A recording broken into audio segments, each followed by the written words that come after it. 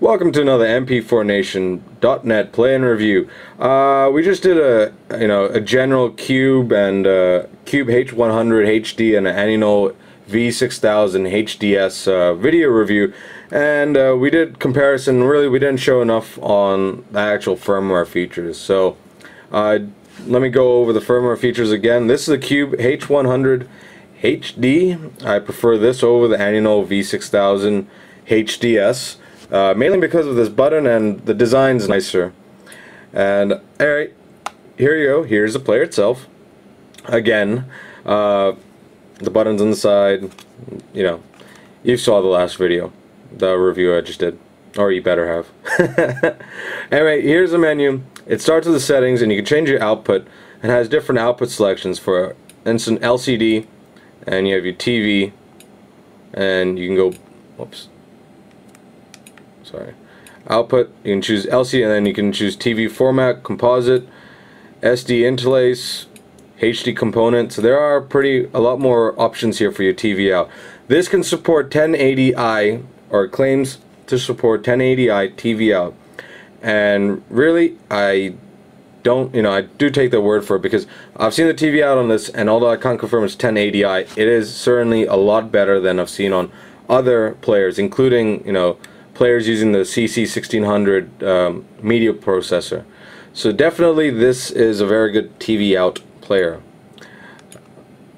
If it's actually 1080i, well, there are pictures out there on the internet where people have tested and shows up that it is 1080i, but I can't confirm that myself. I'll just say it is better than what I was expecting. Now here you have your resource, your power efficiency, so you can tell how much power is being used, how much battery you have left. I guess, the geek in you will love this, but for people who just want to use it for normal use, may not really give a flying hoot about this feature. Although having an accurate battery reader on a Chinese media player has, well, this will be first almost. Okay, go back. Oops, there we go. You have your sound, ketone on. You can hear that little ketone there. Power saving, normal stuff that comes on most players. Your auto off, your language, unfortunately only supports English, Chinese, and traditional Chinese and simplified Chinese. Your system information, which just shows you the normal firmware, and this has 8 GB of internal memory, and you restore to defaults. Your video, and you can choose between your local disk or your external mini SD card. And again, it does support up to 1080p or 1080i if you want to put it.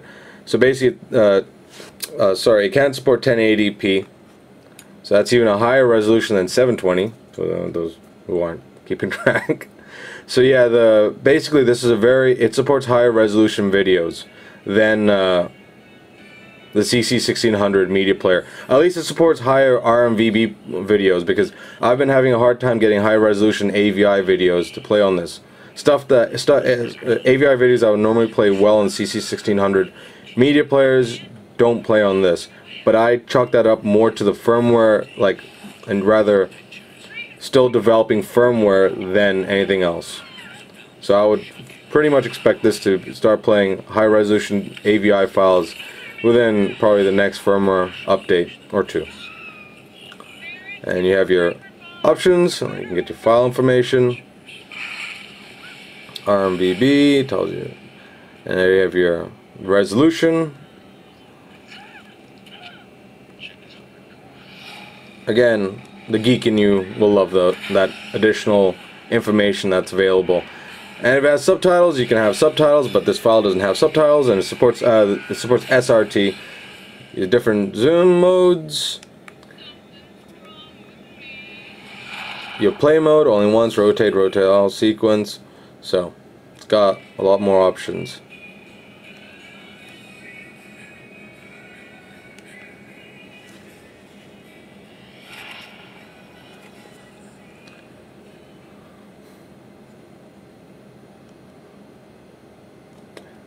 Whoops, go back.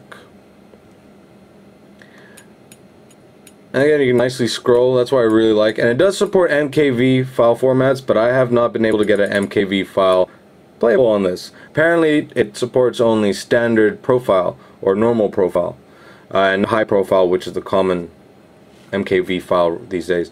I realized